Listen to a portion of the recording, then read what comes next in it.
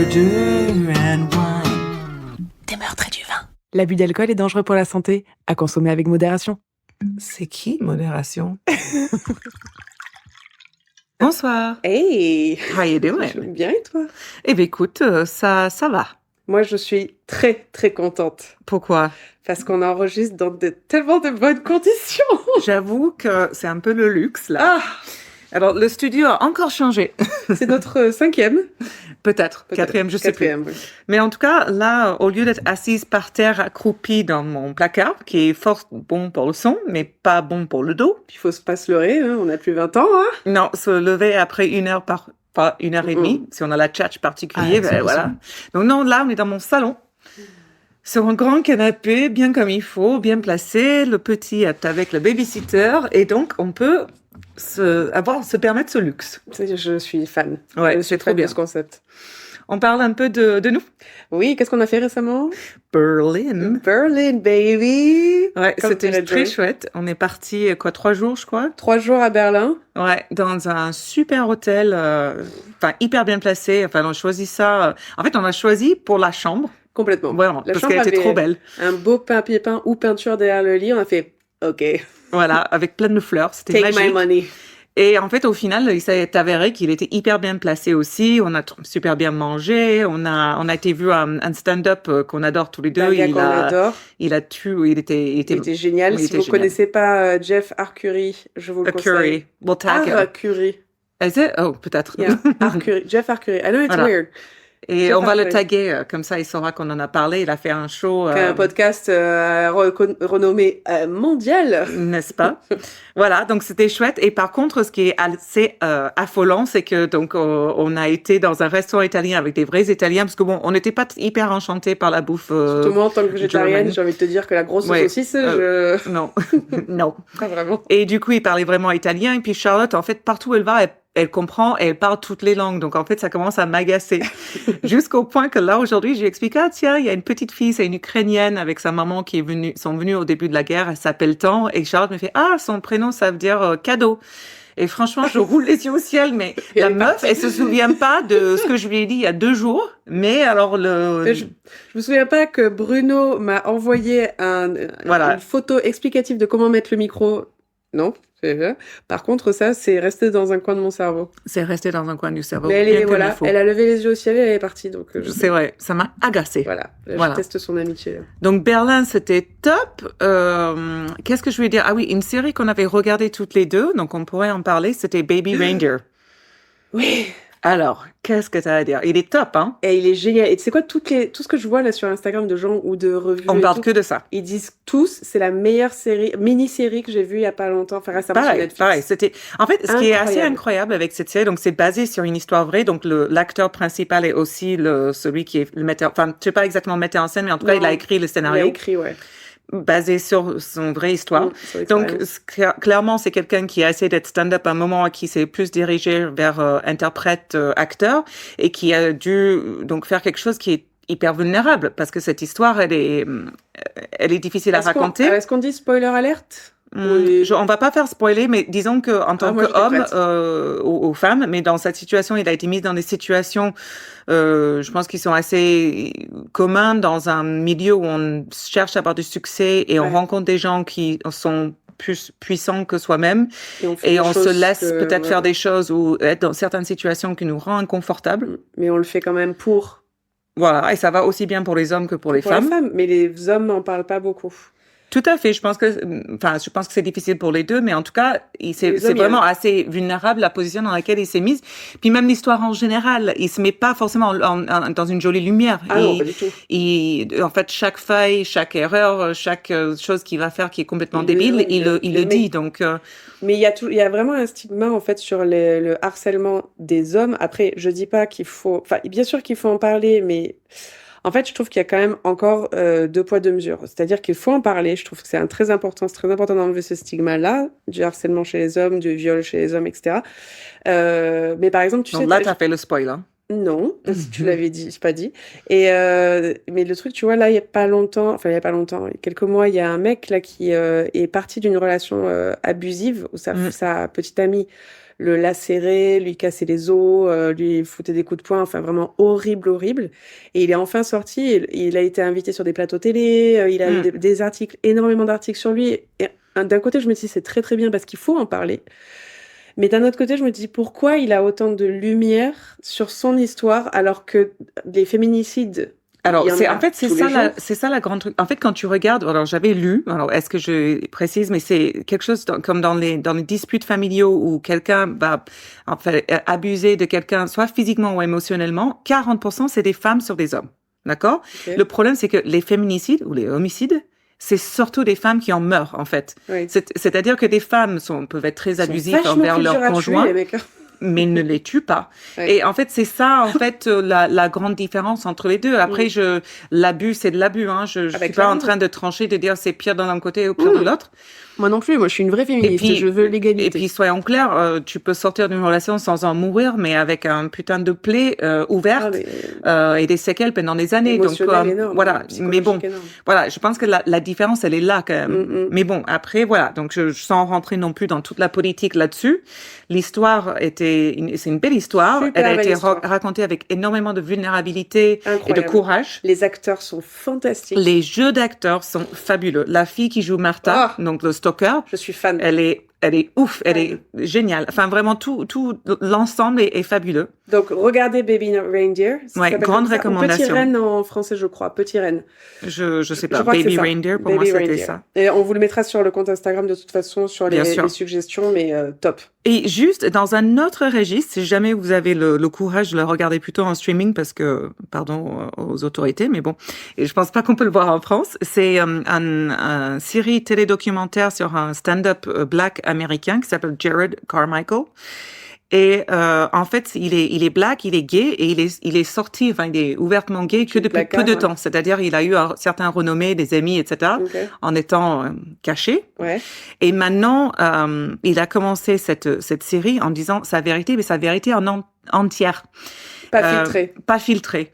Alors du coup, c'est assez intéressant parce que tu juxtaposes les deux émissions où on raconte une certaine vérité, mais là c'est de la télé-réalité, hein, donc c'est vu sur notre lumière. Alors d'un premier abord, il est extrêmement charmant, il est drôle, on a envie de l'aimer, clairement. Mais du coup, que ça progresse, il est vraiment très honnête. C'est-à-dire, il est pas forcément toujours très gentil. Il trompe son mec, par exemple, tout le temps. Ouais. Ils vont suivre une thérapie ensemble, mais lui, il est fanat de sexe et il a été caché pendant tellement longtemps, c'est qu'il se refuse de rien. Disneyland. Tout à fait. Il est hyper narcissique, il est hyper égoïste. À un moment dans l'histoire, il y a sa meilleure amie du lycée qui revient et qui veut essayer de devenir actrice à Los Angeles. Et donc, il va l'héberger un certain temps, mais très rapidement, au bout d'une semaine ou deux, elle énerve, il la supporte plus. Et du coup, il va jusqu'à même lui louer un appartement en lui disant, c'est pour toi, j'ai acheté ça pour toi, comme s'il a acheté le truc, sans lui dire, en fait, j'ai payé qu'à moi. Tu vois le type de connard. Sans lui dire. Sans lui dire, mais il le dit à haute voix à la caméra. Oui, donc, mais voilà, elle est pas finie, donc je l'ai pas terminée, il y a encore des épisodes à sortir, mais il y a quelque chose je trouve quand même intéressant à puiser là-dedans.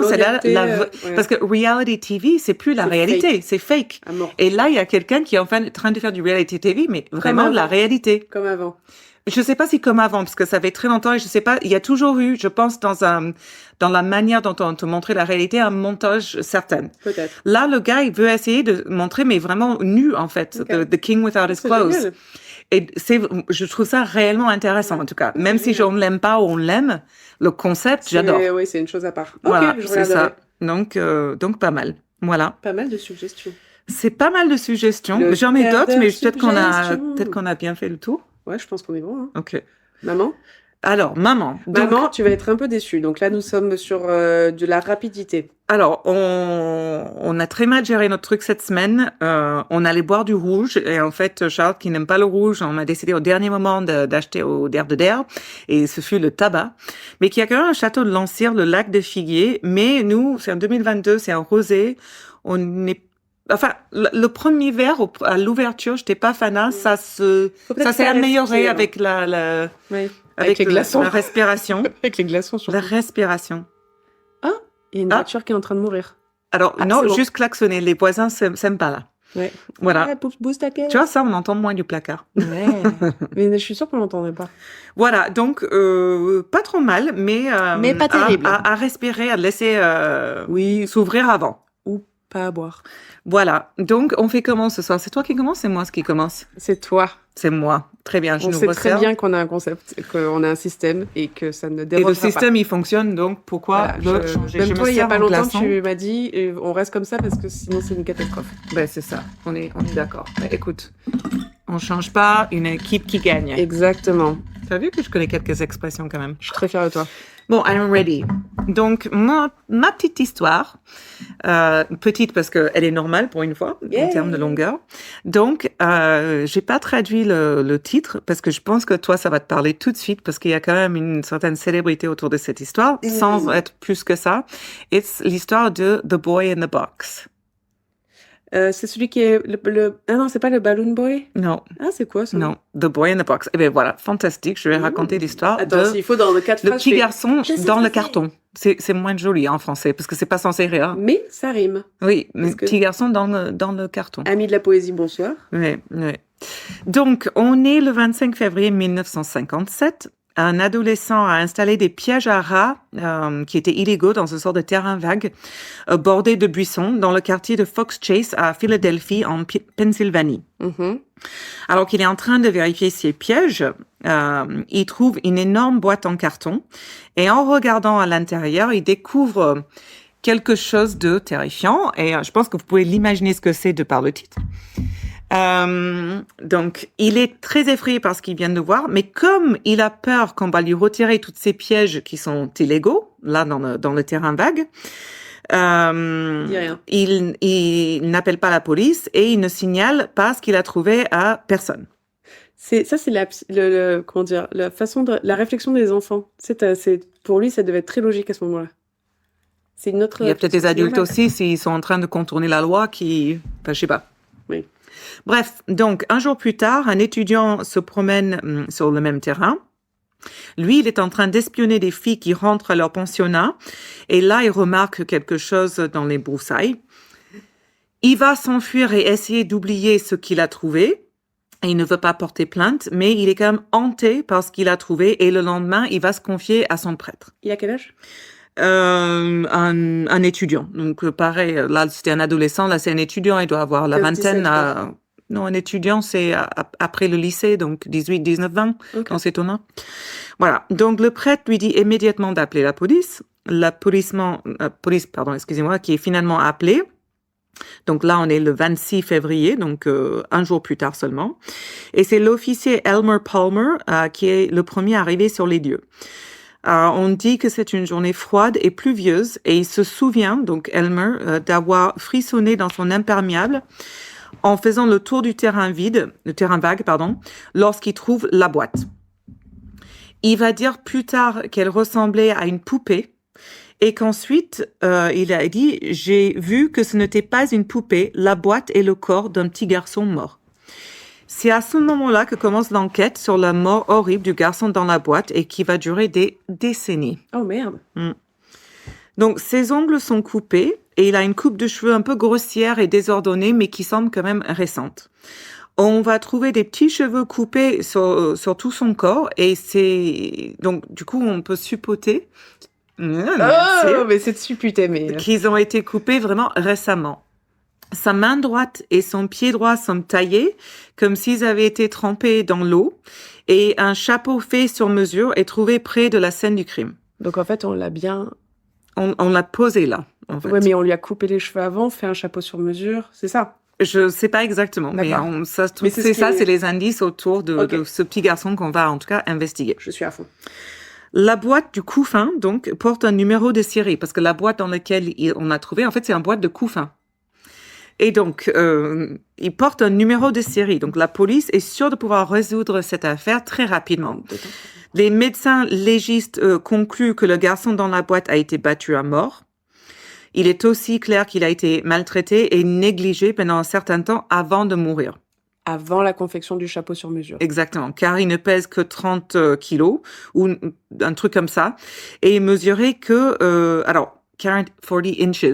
Donc ça Attends. doit être... Je cherche. Oui, il est pas bien grand, hein. Il est tout Ouais, petit. c'est petit. Ouais.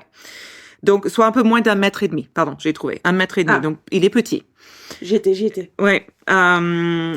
Disons qu'un enfant de 5 ans en bonne santé devrait peser entre 30 et 45 kilos et mesurer entre 40 et 45, enfin un peu plus quoi. Donc il est plus petit que le standard. Voilà. Ok. Plus petit et plus chétif. Voilà, donc il semble souffrir de la malnutrition chronique et il est couvert de cicatrices bizarres qui ressemblent à des incisions chirurgicales. Waouh. Il avait encore toutes ses dents de lait, donc ce qui indique bien son âge, hein, clairement. Et si bien qu'aucun dossier dentaire n'existe pour lui au moment du contrôle. Parce qu'ils vont commencer à chercher chez les dentistes, chez les gens locaux, mais il n'y en a pas parce qu'il a toujours ses dents de lait. Alors, excusez-moi, Oui. c'est 1,1 m. Alors peut-être que je me suis trompée après, mais il est tout petit. Hein. Donc vraiment, 1 mètre, c'est minuscule, ouais. Ouais, il est tout petit. Donc, ouais, il doit être un peu plus que ça quand même, je sais plus. Enfin bref, soyons pas précis. Je dis juste que Google vient me dire. Ouais, ok. Donc, du coup, je suis... presque immédiatement, donc la police et l'enquête se heurtent contre de nombreux obstacles, car l'adolescent et l'étudiant, donc qui ont tous les deux vu la boîte sans le signaler ou éventuellement le signaler, les détectives, ils ont perdu du temps précieux dans ce laps de temps parce que comme on est au mois de février en Philadelphie, il fait hyper froid et ça ralentit la décomposition du corps. Il est donc impossible de déterminer l'heure du décès ni le temps que ce garçon a passé dans la boîte. Voilà. Donc, les détectives disposent de 3 indices principaux sur la scène du crime. Donc, la boîte en carton, le chapeau trouvé à proximité et la couverture dans laquelle le garçon est enveloppé. Mais la couverture est une impasse. En fait, elle a été fabriquée en série et vendue à grande échelle. En Syrie ou en série? En série, Ok. pardon. En série. En S-E-R-I-E. Qu'est-ce qu'il vient foutre là? Et pas, non, il n'y a pas de série là. Hein. Donc, ce qui rend sa traçabilité quasiment genre impossible. La boîte provient d'un grand magasin local. Ils parviennent, donc, comme j'avais dit, à déterminer que cette boîte de couffin, elle est particulière et qu'il y en a 12 qui ont été vendues entre le 3 décembre 1956 et le 16 décembre 1957, soit quelques jours avant la découverte de garçons dans la boîte. Donc, ils parviennent à retrouver 11 de ces 12 acheteurs de couffins. Wow. Tout sauf un. Évidemment. Voilà. C'est quand même un travail de police à cette année assez impressionnant. Oui. Parce que le magasin, en fait, elle prend à cette époque-là que du liquide. C'est ce que j'allais dire. Comment ils font pour retrouver? C'est ça. Donc, malgré ça, ils parviennent à retrouver 11 des acheteurs. Mais bon, c'est pas ça. Donc, ça va pas leur mener le coupable, pardon. Ouais. Ils ont pu en savoir un peu plus sur le chapeau. Donc, la police retrouve le magasin où il a été acheté. Okay. Et le propriétaire se souvient du chapeau qu'il a acheté, mais la description de la propriétaire est vachement large et pas très précise. Donc, elle va décrire un homme blanc d'une 20aine d'années qu'il aurait acheté. Donc, bon, comment te dire, beaucoup c'est pas... de personnes qui ressemblent à ça. Voilà. Et donc, forcément, avec cette descriptif pas assez précise, on va jamais le retrouver. Et en tout cas, la personne ne va jamais se manifester non plus. Donc, la police va commencer à chercher désespérément d'autres pistes. Ils vont vérifier les hôpitaux, les orphelinats, les foyers d'accueil à Philadelphie et dans les villages qui l'entourent ou les villes qui l'entourent. Ils fabriquent des prospectus avec des photos explicites du garçon dans la boîte. Ouais, et vont les distribuer à grande échelle. C'est ça qui fait peut-être le renommée de cette histoire parce que les affiches sont vraiment troublantes. Oh, je crois que j'ai... Elles montrent les images de son cadavre parce qu'à cette époque-là, au lieu de faire, je suppose, un artiste qui dessine, ils ont carrément fait ça. J'ai vu un truc il y a pas longtemps là-dessus. Ouais. Mais pas plus et j'ai vu ses photos. Voilà. Parfait. Et donc, avec ça, ils essayent de lancer un appel à toute personne susceptible forcément de trouver des informations. À un moment donné, la police habille même le garçon de la boîte avec de beaux vêtements et vont le positionner de manière plus réaliste pour les photos afin qu'il soit plus facilement identifiable, tu vois. Donc, c'est hyper inquiétant. Mais en même temps, ils font de leur mieux pour comprendre ce qui s'est passé. Oui, parce qu'ils n'ont pas grand-chose d'autre à cette époque-là. Et bien qu'ils aient suivi toutes les pistes et consacré vraiment toutes leurs ressources à l'enquête, l'affaire de garçon dans la boîte n'est pas résolue très rapidement. Donc, en fait, une fois les pistes vraiment épuisées, le garçon sera enterré dans un champ de potiers. De potiers, je sais pas ce que c'est. De potiers, de Potter's Field. C'est un terrain où il y avait des pauvres, en fait. Ah, ok. À l'époque, et au lieu de et un lieu de sépulture qu'on mettait pour les personnes non identifiées. Ah oui, je vois. Il est enterré avec une plaque commémorative portant la mention "Le Père Céleste a béni ce garçon inconnu", et il devient connu comme l'enfant inconnu de l'Amérique. Voilà. Donc, au début de l'affaire, certaines théories avancent que le garçon anonyme est un réfugié hongrois qui a fui aux États-Unis après la révolution de 1956. Ils pensent qu'il pourrait être le fils d'un couvreur local de Philadelphie, donc les gens se méfient. Il est même suggéré qu'il s'agit de l'enfant des employés d'une fête foraine, donc plusieurs enfants sont morts mystérieusement, entre guillemets. Mais la police va enquêter minutieusement sur toutes ces pistes qui mènent chaque fois nulle part. Plusieurs professionnels impliqués dans cette affaire ont vraiment pris à cœur le garçon dans la boîte, et beaucoup ont suivi des pistes bien après avoir pris leur retraite, tellement ça leur a pris cette histoire. Donc jusqu'à sa mort, un homme nommé Remington Bristow, l'un des médecins légistes ayant travaillé sur l'affaire, était vraiment, de façon extraordinaire, était dévoué à ce garçon. Et il se rendait régulièrement sur sa tombe avec des petits cadeaux et des fleurs. Il veillait à ce que les anniversaires du meurtre du garçon fassent l'objet de couverture médiatique. Il a même transporté un masque mortuaire représentant le visage du garçon dans sa mallette, de sorte que s'il examinait quelque chose où il parlait à quelqu'un, il pouvait immédiatement montrer le visage pour demander s'il lui était familier. Il était acharné, en fait, sur cette histoire. Il a dépensé des milliers de dollars, c'est de son propre argent, pour continuer son enquête. Incroyable. Et même si, pendant sa vie, il n'y a pas eu beaucoup d'avancées, Bristow a toujours cru que la technologie future aiderait à résoudre l'affaire. Ouais. Incroyable. Ouais, vraiment incroyable. Hein. C'est beau de voir quand même à une époque où les gens sont dévoués. Surtout à cette époque-là, je pense, c'est un peu particulier quand même. Ça a dû toucher, hein. Ouais. Ça a dû toucher. Ouais, vraiment. Donc, il y avait pas mal d'approches assez créatives en matière d'enquête. Donc, Bristow s'est souvent adressé aux médias et déclaré qu'il ne pensait pas qu'il s'agissait d'un homicide, qu'il pouvait s'agir d'un accident. Et il essayait de ce fait d'inciter les parents à se manifester. Oui, oui. Voilà. Donc, lui, il est mort en 93, malheureusement, sans avoir connu la fin de l'histoire. Mais il est cité dans de nombreux articles qu'on peut lire sur l'actualité de cette affaire. Donc, la première, d'ailleurs, supposition a été proposée par Bristow en 1960. Donc, il a été contacté par un médium, on dit médium, ouais. Voilà. Donc, du New Jersey. Et ils vont se rencontrer sur le terrain vague où le garçon a été découvert. Donc, ce médium va conduire Bristow directement à un foyer d'accueil situé à peu près 3 kilomètres. Le foyer d'accueil est dirigé par une famille et Bristow pense que le garçon dans la boîte pourrait être le fils illégitime de la fille du propriétaire du foyer d'accueil. Malheureusement, malgré une enquête approfondie, cette théorie s'effondre et plus tard, en 98, un test ADN va innocenter la famille. Okay. Une autre théorie émane d'une femme de Philadelphie qui se fait appeler Madame, je sais pas, c'est coupé. Donc, Madame Truc. Madame Truc. En fait, en 2002, elle va raconter que ses parents ont acheté un petit garçon au milieu des années 1950. Elle affirme que sa mère était extrêmement violente, qu'elle gardait ce petit garçon caché dans la cave et qu'elle l'a torturé pendant des années. Elle se souvient qu'une nuit, le garçon a vomi pendant son bain après avoir mangé des fèves au lard et que la mère l'a battu jusqu'à sa mort dans un acte de rage. Oh, mon Dieu. Elle dit que la mère l'a obligée à l'aider à se débarrasser du corps dans un terrain vague où elles ont trouvé une boîte vide pour le cacher. Et elle raconte qu'un homme qui passait par là les a arrêtés, leur a proposé son aide. Elles l'ont ignoré et sont reparties. Enfin, je sais pas, c'est ça son histoire.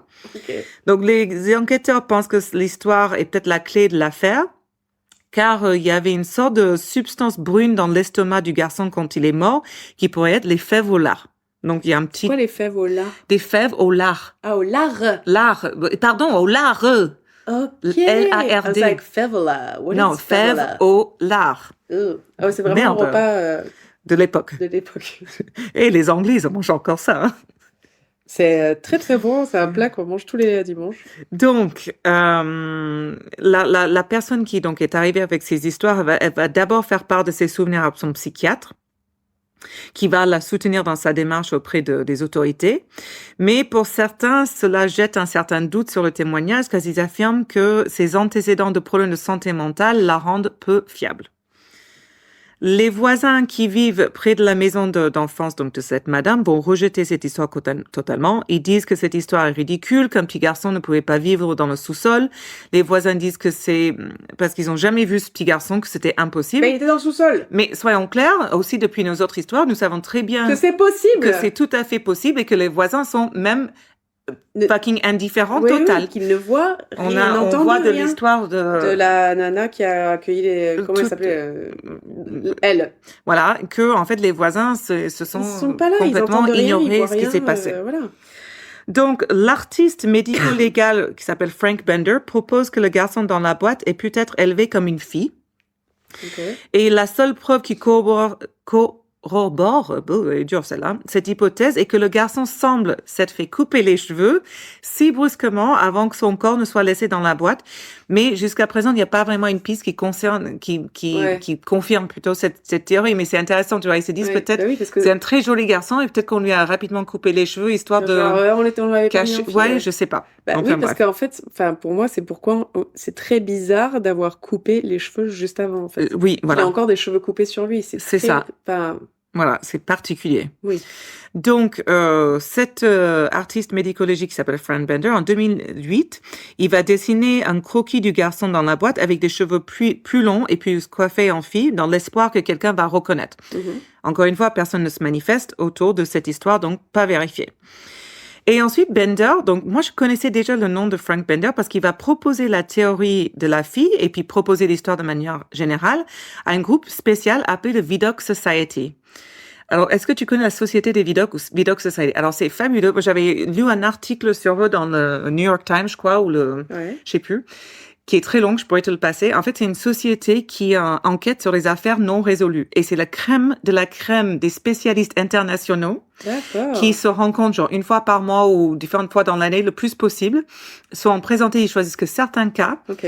vraiment des cas anciens, non élucidés, etc. Et eux, c'est des gens complètement incroyables. Cold case. C'est-à-dire, ils vont faire le typologie du présumé de meurtrier, qui l'aurait fait, qui Ok, quoi. ok. Et ils ont quand même réussi à élucider plusieurs cas qui étaient vraiment cold. Wow.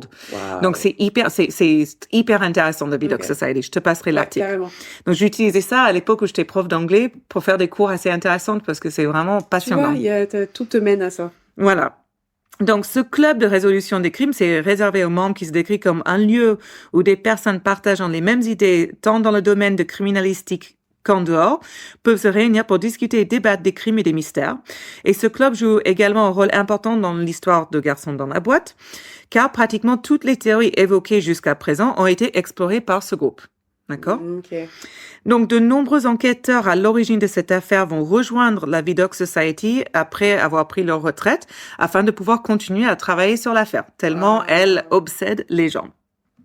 Donc, en 98, la police va exhumer le corps du garçon dans la boîte pour recueillir de nouveaux échantillons ADN.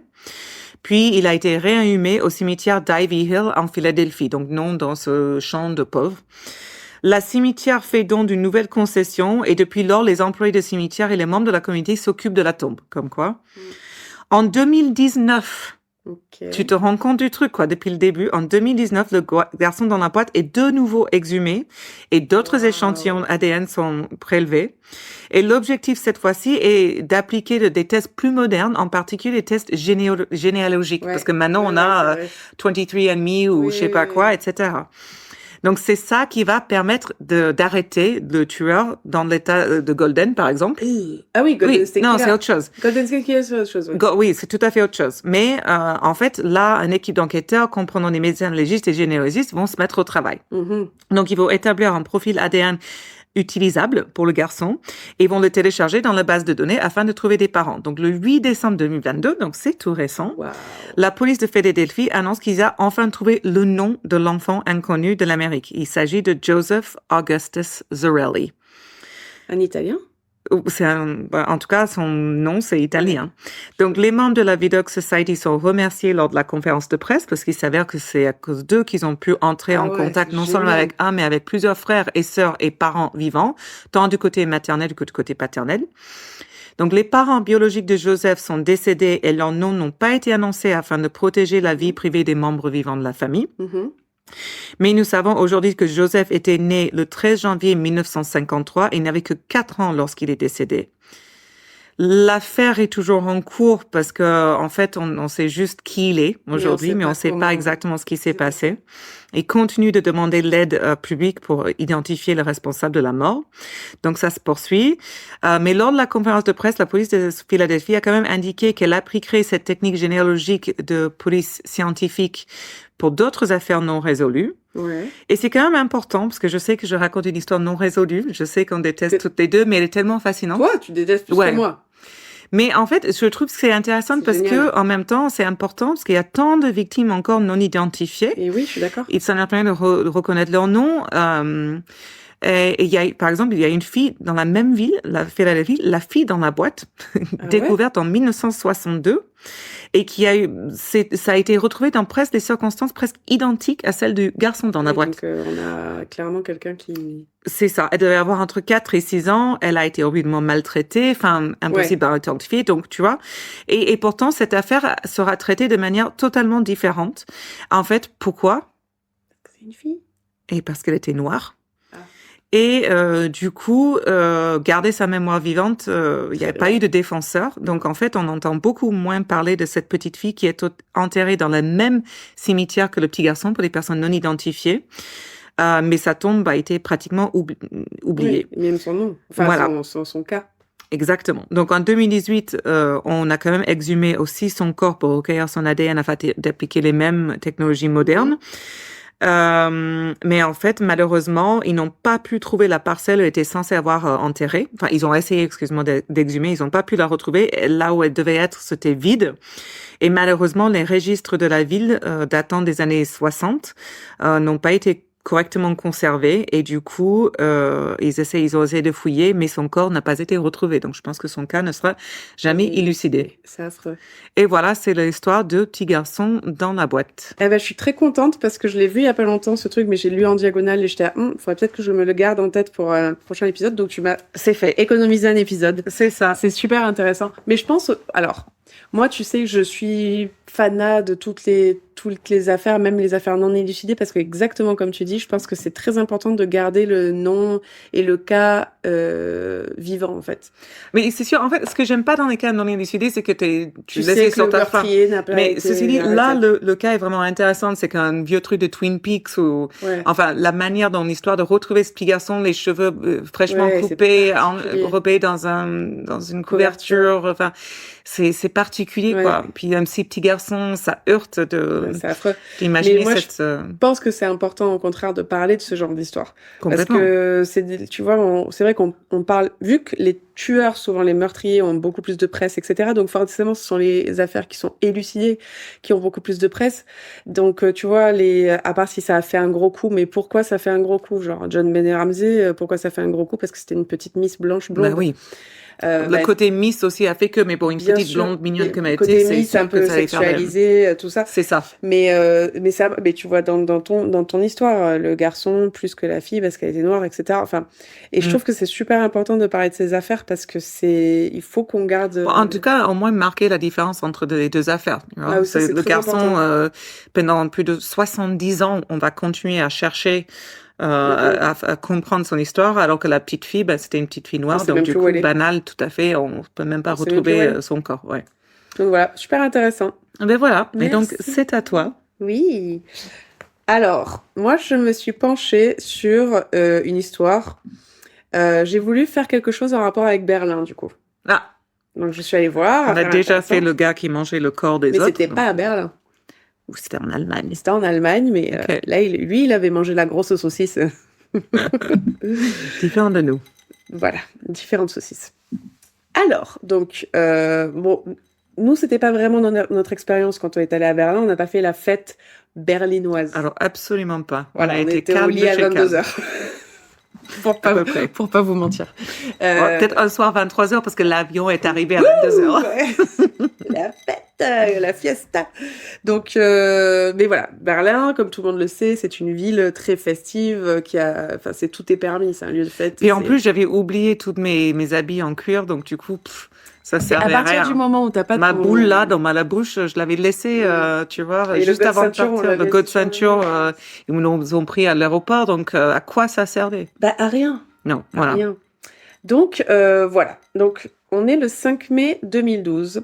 On est au Grosse Freiheit. Alors, je ne sais pas comment ça se dit, mais je pense que ça se rapproche de ça. Moi, encore moins. Donc, c'est un bar gay-friendly. Donc, un serveur finit son shift, ferme le bar, commence à nettoyer, et puis il voit un gars sur le sol dans les toilettes. Il doit se dire, encore un. Donc, il lui verse un verre d'eau, lui met à côté de lui, disant, bah, je finis, je reviens. C'est gentil quand même. Putain, dans une boîte de nuit? Bah, boîte de nuit gay, c'est pas pareil. Ah, ok. Ils sont vachement Parce que plus dans une prévoyants. boîte de nuit là, tu trouves un mec accroupi par terre, tu fais pas, tiens, un petit verre d'eau avant Non. de partir. Tu fais, qu'est-ce que t'as dans les poches?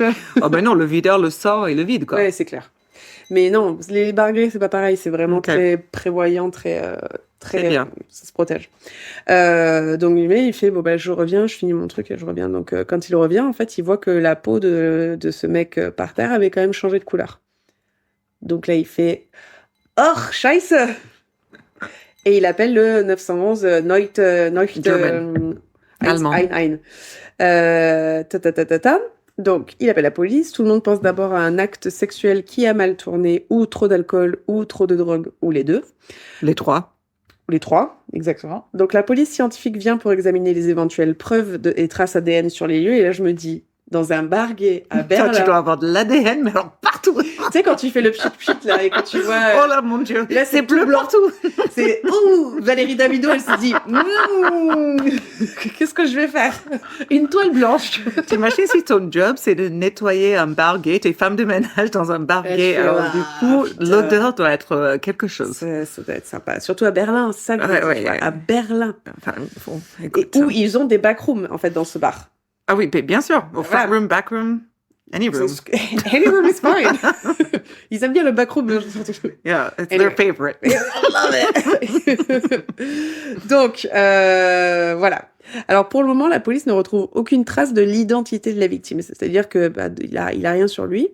Le médecin légiste repère des signes de suffocation sur le corps, mais vraiment aucune preuve physique n'indique ça. Donc, la mort, il est pas sûr. OK. Il est vraiment pas sûr de la cause. Pour découvrir qui était la victime, parce qu'il n'a aucune pièce d'identité sur lui, la police a une piste des habitués du bar qui disent bah, c'est peut-être, j'ai l'impression, le caissier de chez Métro, mais pas sûr et tout. Donc ils se rendent au magasin Métro. Putain, mais c'est incroyable quand même. C'est précis, quoi. Ouais, je sais Mhm. pas pourquoi. C'est pas tout ils petit, connaissent Berlin. les gens. Bah, non. C'est Après, précis de métro. La communauté peut-être est plus restreinte, je sais pas, j'en sais rien. Je sais pas. Oui. Donc, ils amènent une photo du défunt à Métro et découvrent qu'en effet, il s'agit d'un certain Nicky de 32 ans. Alors, juste pour info, je me suis servi d'un documentaire sur Netflix pour écrire cet épisode. Et même quand je regardais des articles après sur cette affaire, ils ne vont jamais dire le nom et le prénom. Ils vont toujours dire le prénom juste Ok. de la victime, même du meurtrier. D'accord. Donc, j'aurai que des prénoms. OK. Le médecin légiste se met à examiner le sang, l'urine, les cheveux, l'intérieur de l'estomac de Nicky, mais ne pouvait retrouver que des traces d'alcool. Mais alors, il a comparé aussi à 3500 souches de drogue de tout genre. Ah ouais, putain. Mais Il y a 3500 drogues. Bah apparemment. Ah, ça doit être des pharmaceutiques prescrits plus Bah ouais, illégaux oui, ça doit parce être que, waouh. Parce que même le Valium ou le Xanax, Oui, c'est ça. de grosses doses, j'en sais Exactement. rien. Donc ils ont vraiment Ok. laissé 3500 souches de Putain. drogue de tout genre. Waouh. Donc Nicky, quand on l'a retrouvé, n'avait rien sur lui. Donc comme je disais, pas de CB, pas de portefeuille, pas de cash, rien.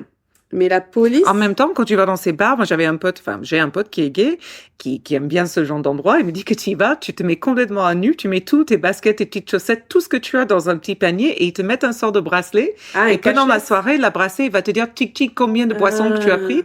Et quand tu repars, tu reprends tout et tu Et payes. tu payes. Mais t'as rien sur toi, t'es nu. Pourquoi on n'a pas ça, nous? Parce qu'on rentre pas nu dans les bars. Et même, c'est trop bien. Oui, c'est vrai que. Après, ouais. j'avoue que moi, j'aurais tendance à faire c'est Oui, juste un d'accord. bip. Ouais, exactement. C'est ma tournée. Pip, pip, pip, pip, pip, pip. Non. Donc, la police voit que sa carte de crédit a été utilisée après sa mort. Ah, Suspect. suspect. Donc, il voit que la CB a été utilisée à 5h46 et 5h47 à la gare de Ostbahnhof pour essayer d'acheter des billets à destination de Saarbrück. Mais la carte ne marchait pas. La police voit également qu'une heure après avoir essayé d'utiliser la carte de Nikki, un billet pour la même destination avait été acheté du même distributeur.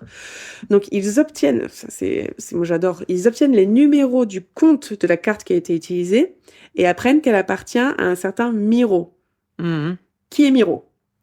Miroslav Vavak, ce matin-là, se réveille en sursaut à l'hôpital, complètement inconscient, ne sait pas où il est, ce qu'il s'est passé, rien. Le médecin lui demande qu'est-ce que tu as consommé il dit de l'alcool. GHB. Non, de l'alcool. Ouais, mais Et bon. il fait, mais le médecin dit, come on. Non, mais le GHB, c'est le date rape drug. C'est le truc Oui. qu'ils mettent dans le sang. Mais- Et après, non, ils peuvent pas. Oui, je quelques sais, heures mais plus le tard, ils médecin peuvent pas. il demande. Oui. Ce que je suis en train. I know. Pardon. Et là, il ne voit rien. Donc, il dit non, le médecin il dit c'est pas possible, il y a autre chose. Et là, Miro se souvient d'une rencontre qu'il a eue. Donc, peu avant 5 heures, il va acheter une bière à la supérette et une liqueur de menthe avant de rentrer. Et il est seul sur la quai de la gare pour rentrer chez lui. Et là, un homme d'une 30aine d'années l'aborde. Ils discutent de leur soirée, leur bar préféré, etc., etc. Et ils prennent le même train. Donc, Miro boit de sa liqueur de menthe, mais il grimace parce que c'est pas son alcool préféré. Là, je me dis, pourquoi t'as acheté ça? Bon, il devait y avoir que ça. Et l'homme lui dit, si t'es pas fan, tu peux boire de mon schnapps. Hmm. Ils échangent leur mignonnette d'alcool. Et Miro, beaucoup trop confiant, ne jamais accepter d'alcool d'un inconnu comme ça. Les gens. Tips numéro 8440. Et même, ne laissez jamais moi, le truc que je faisais, Le verre, ouais. laisser le verre sur le bar, j'allais danser avec mes copines ou j'allais parler avec la personne qui était là-bas. C'était notre époque. Hein. C'était notre... il y en avait quand même. Hein, mais Ah oui, il y en avait plein. C'est juste qu'on Mais était bon. inconscientes. On était aussi avec beaucoup d'amis. Oui. Et il dit... Donc, il a bu la mignonnette de schnapps d'un trait et il dit qu'à ce moment, j'ai eu l'impression que ma tête allait exploser. Direct. Direct. Ah ouais.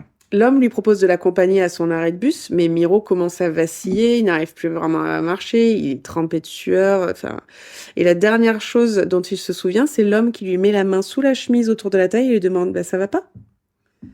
Donc, Creepy. et après, la deuxième chose, quand il ouvre les yeux, c'est l'hôpital. Ah ouais, d'accord. Le lundi, donc, il va à la police. On lui a volé son argent, sa carte bleue. Et juste après, la police criminelle l'appelle. Et il se dit, putain, ils ont vraiment envie de retrouver mon portefeuille, quoi. Ah ouais. Truc de fou. Oui, mais parce qu'il sait pas qu'il y a un mort. Voilà. Ah oui. Il sait pas du tout. En fait, la police veut récupérer les vêtements qu'il avait sur lui ce soir-là. Et s'il allait souvent au bar Grosse Freiheit. Mais lui, il n'avait jamais entendu parler de cet endroit. Et on découvre de l'ecstasy liquide ou GHB dans le système de Miro. Et en fait, après, dans le truc, il y a un scientifique qui dit, on appelle ça de l'ecstasy liquide, mais c'est pas exactement ça. Donc, je vais dire GHB. Thank you. Mais c'est pour ça que C'était prévisible. à chaque épisode, tu mais me c'est spoil cool. un truc. J'ai pas spoilé. Oh, calme-toi, Charlotte. Non, je suis pas calme, je suis complètement énervée. Tiens, serre-toi un verre de vin. Ouais, une gorgée de ce rosé qui est vraiment dégueulasse. Bon, Charlotte, t'es pas fin. Je suis désolée pour le château de l'Ancien. Moi, ça passe plutôt. Liar. Et là, un truc que je comprends pas, en fait, c'est qu'ils disent qu'ils demandent à ce que l'examen toxicologique de Nikki soit donc élargi, donc Nikki est la première victime, et qu'ils testent cette substance. Mais moi, je me dis, putain, dans les 3500 drogues qu'ils ont testées, il n'y avait pas le GHB? En fait, je pense que le GHB, il y a un test. Alors, je sais pas, j'ai ça aléatoirement, mais je sais que c'est très utilisé parce qu'en fait, on ne reconnaît pas de suite. Et donc, c'est une test peut-être un peu plus poussé. Mais quand tu testes avec des souches de drogue, tu te testes avec une souche GHB. J'en sais rien, bref, c'est ça que j'ai pas compris. Ils arrivent à déterminer que Nikki est bien décédée d'un empoisonnement au GHB.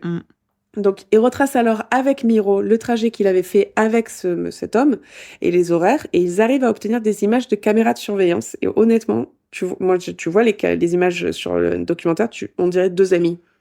Ah oui. Donc, forcément, personne ne va se souvenir de ça, quoi. Donc, si on résume, on a un meurtre et une tentative de meurtre en 1h30.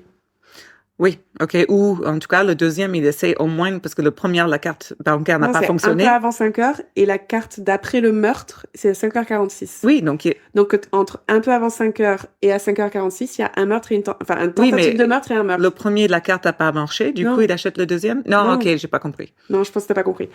Avant 5h, il voit Miro, il essaye de tuer Miro. D'accord. Il prend sa carte bleue, ça marche pas. Il va au bar gay, il tue Nikki, il retourne il prend la carte bleue aussi, il va à la gare, il essaye d'acheter un billet avec la carte de Miro. Donc entre un peu avant 5h et 5h46, il a fait une tentative de meurtre et un meurtre. D'accord, ok, Voilà. waouh. C'est Énorme. beaucoup dans une Énorme. soirée, quoi. C'est clair. La police tente de localiser le téléphone de Nikki car il n'avait pas été retrouvé. Ils s'aperçoivent que le téléphone a été lié à une carte SIM qui elle-même était liée à une personne physique parce que parfois c'est des fake profiles et tout. Donc première piste sérieuse. Ils réussissent à obtenir la photo de la personne sur la carte SIM, vont au bar pour voir si les gens reconnaissent s'ils ont déjà vu cette personne. Ils disent oui, 99% sûr, il était au bar et effectivement on dirait bien l'homme sur les images de surveillance. Ils l'arrêtent. Et cet homme raconte qu'il était effectivement sorti avec des amis, puis ils se sont quittés, et lui est allé au Grosse Freiheit, où il a eu des rapports sexuels, et il est parti. Et en sortant, il a trouvé un iPhone par terre, il l'a pris, il s'est barré. C'est tout. Quand il comprend qu'il y a eu meurtre, et qu'il est devenu le suspect numéro 1, il fait « What, je vais peut-être vous dire la vérité, ce sera moins grave que ce qui va se passer après. » Il raconte, vous savez, quand on va dans les backrooms, en fait, on rentre, il y a déjà quelqu'un qui est à poil, qui nous attend les jambes écartées, et on y va, on fait notre affaire et on se casse. Ben oui. Et là, j'ai fait pareil, je suis rentrée dans une backroom, j'ai commencé à toucher les parties intimes d'un homme qui était là, installé. Il a pas réagi, je fais putain, ok, aucun intérêt, il est défoncé. Donc il a touché sa poche, il a senti un iPhone et il sait pas pourquoi, il peut pas l'expliquer, il a pris l'iPhone et il s'est barré. Ah donc, et c'est Nikki qui est déjà mort. Nikki qui est déjà mort. mort. Putain. Oh là là, Quel c'est horreur. coloc. On revient un peu en arrière. 9 jours avant le meurtre de Nikki, la mère d'un certain Alexander reçoit un appel de l'employeur de son fils, donc, lui disant qu'il s'était pas présenté au travail, chose qui était complètement inhabituelle pour lui. La mère se rend alors chez son fils et le voit sur son lit, décédé. La police examine le corps, mais ne voit aucune trace particulière de lutte ou quoi que ce soit qui pourrait donner un indice de ce qui s'est passé. La fenêtre était entrouverte et à part son portefeuille, un sac à dos et son portable qui avait disparu, tout était intact. Donc, il ramène le corps. Et le corps aussi était enveloppé de la couette. Okay. Genre très, très bien enveloppé. Il ramène le corps pour autopsie, mais ne trouve pas de cause visible du décès. A priori, la police ne voit pas encore le lien forcément avec les 2 meurtres, parce que c'est Berlin quand même, il y a beaucoup de morts malheureusement. Jusqu'à ce que la grand-mère d'Alexander lise un article dans le journal où on parle du ticket de train pour Saarbrück qui avait été acheté. Et elle se souvient qu'Alexander lui avait parlé d'un ami à lui qui vivait là-bas. Et de là, elle appelle la police. Le policier, au vu des similitudes, appelle le centre de toxicologie pour savoir si du GHB avait été retrouvé sur Alexander. Et forcément, oui. Et voilà, positif. On avait alors affaire à un tueur en série. On apprend par la suite que le blouson dans lequel le tueur s'est fait filmer par les caméras de surveillance quand il essaye de choper Miro était le blouson qu'il avait volé à Alexander peu après l'avoir tué. Okay. T'imagines cette non. Ouais, cette espèce de déni de condescendance de sa victime. Mais c'est plus que ça. C'est pas la déni, c'est pas la condescendance, c'est la fierté, c'est une trophée. Et c'est clairement un trophée. Alors, comment s'est passé le meurtre d'Alexander? Donc, le tueur a vu sur un site de rencontre gay qu'Alexander était un nouveau profil, ou avait un nouveau profil, l'a contacté via le site de rencontre, puis par le site de rencontre, puis par SMS. Ils se sont donné rendez-vous chez Alex le jeudi suivant. Le tueur a alors mis une fiole de GHB dans le verre d'Alex qui a bu sans le savoir, mais genre d'un trait, quoi, qui a failli recracher parce que ça devait avoir un goût affreux, mais il a avalé, il a bu 2 verres d'eau l'un derrière l'autre pour se laver la gorge. Il a commencé à se sentir mal, il comprenait pas ce qui lui arrivait, il s'est mis dans son lit et il est mort comme ça, en fait. Le tueur l'a alors enroulé dans sa couverture, a ouvert la fenêtre pour aérer, a pris le portefeuille, l'iPhone, tout mis dans le sac à dos, il a pris le blouson et il est parti. Puis, 11 jours après le meurtre dans la backroom, donc 11 jours après Nikki, on retrouve Peter, une autre victime, dans son lit, sur le ventre, avec la couverture bien remise sur lui, sans indice de lutte, violence physique ou sexuelle, rien. Ah oui, mort. donc c'est un homophobe refoulé ou c'est quoi le En fait, tu vas voir après. Ouais. Le tueur avait également rencontré sur un site de rencontre et lui avait donné rendez-vous. Donc la police recherche toujours le téléphone d'Alexander, mais ils arrivent à voir à qui il a envoyé des messages, et appelé, parce qu'on sait que les dernières personnes contactées par des victimes sont cruciales. Oui. Donc ils remarquent que des SMS ont été envoyés à un certain Dirk, mais ils ne parviennent pas à le contacter. Dirk Diggler. Dirk. Qui est Dirk? Déjà Dirk. Mm. C'était un enfant gentil, amical, sans problème, jusqu'au jour où, alors là, il faut que tu me suives, donc Dirk avait une tante, il habitait pas mal avec la tante. Le père de la tante, parce que la tante, Son grand-père. son grand-père, parce que la tante avait que 10 ans de plus que Dirk, donc elle D'accord. était, quand il avait 13 ans, elle en avait 23. Et à Matt.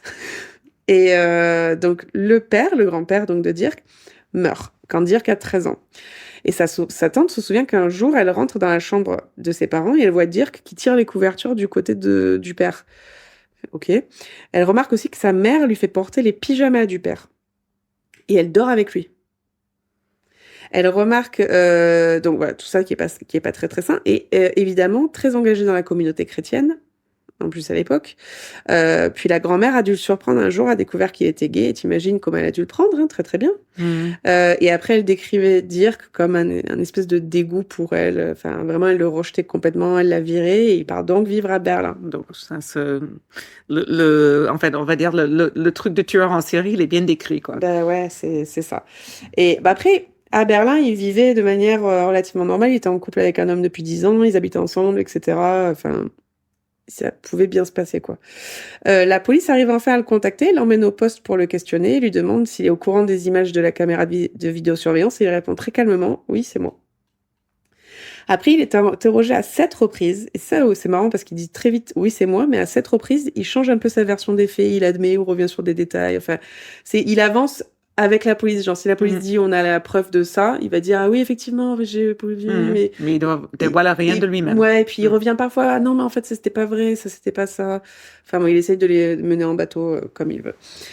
Il essaie de dire qu'il ne savait pas doser, juste genre oh, mais je sais, comme moi avec les pâtes, je sais jamais combien de quantité faut faire. Et que c'était juste pour un plaisir sexuel, alors qu'il y a aucune trace d'activité sexuelle quelconque.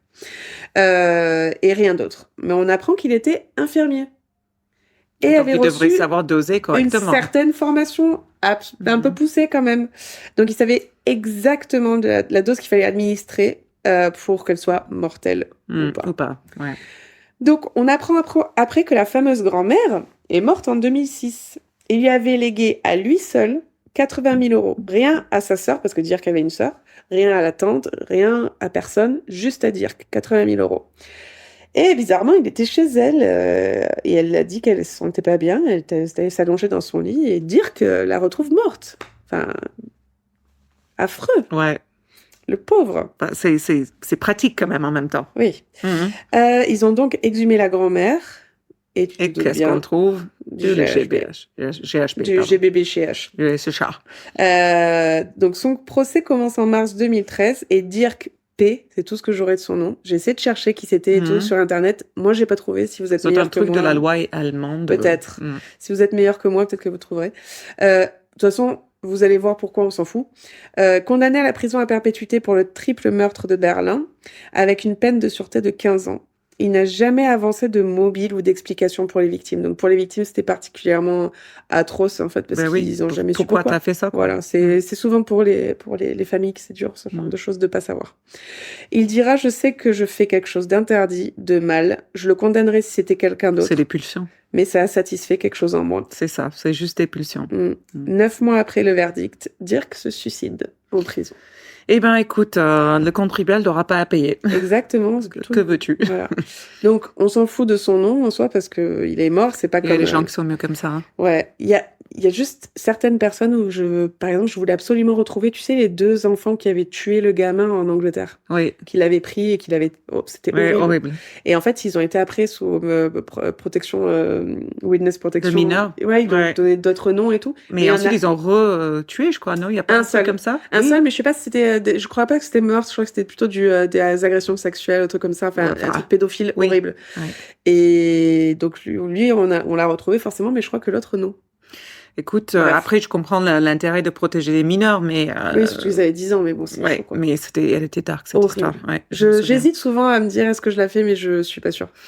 sais Écoute, à voir pour un épisode Si, futur. En voilà. tout cas, l'histoire, elle est très intéressante. Très intéressante. Je la connaissais pas du tout, mais bon, ça choque pas, je connais Ah, rarement. le Berlin? Ouais. Ouais, moi aussi j'ai bien aimé. Le documentaire est bien fait, franchement. Alors c'est en allemand, hein. Moi je me le suis tapé en allemand, sous-titré français, c'est mieux forcément. Mais super intéressant, je vous le conseille. Je le mettrai sur Instagram. Bon, ben voilà. Ben écoute, sur ça... Et sur ce, plutôt. moi je suis très contente d'avoir enregistré dans ces conditions On royales. était mieux. On va pouvoir se lever, mais comme Et ça. ça va pas faire clac clac clac. Et on vous souhaite un agréable temps entre le prochain épisode. Et n'hésitez pas à aller liker, vous abonner, nous laisser des avis. Oui. Charlotte en veut grave. Oui, parce que je travaille tellement beaucoup pour cet Instagram et j'ai pas l'impression que ça marche. Par contre, là, je veux remercier toutes les personnes qui nous ont... On a pas mal de nouvelles personnes sur Instagram et écoutez, Hello. j'espère que ça vous plaît. Ouais. Donc voilà. Sur ce, bonne journée, bonne soirée ou bonne continuation. Voilà. Ciao. Bye. Si t'aimais ça, like and subscribe.